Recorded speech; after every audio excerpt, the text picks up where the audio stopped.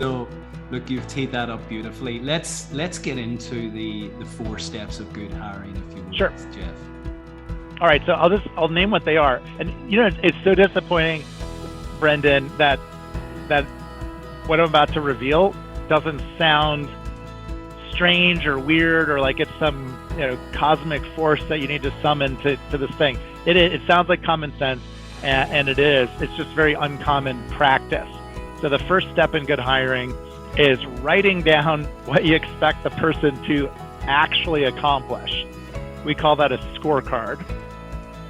And you got to use the same scorecard to look at all the candidates by using a consistent scorecard that takes out some bias and it takes out some of the things that lead to bad hiring decisions. The second step, and then I'm happy to drill down on any of these, we call the source step, which is actually the most common question I get asked, which is how do you source a flow of good candidates? Like, where do they come from? How do you find them? And so we have some data-based insights on how that works best. The third step is called the select step. And I think this is probably the hardest of the steps. It's where you have to use good interview formats rather than bad interview formats in order to really understand someone for who they are to make a good hiring decision.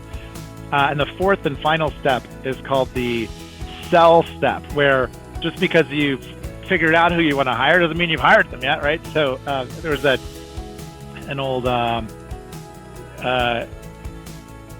riddle, which is there are 5 frogs on a log, and 2 decide to jump off. How many frogs are left on the log?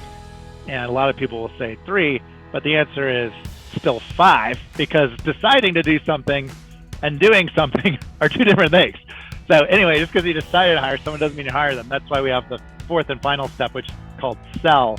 And that's just a set of almost like checklists that you can use as a hiring manager, as a CEO, as an entrepreneur, to make sure you maximize the chance that the person says yes to your job offer.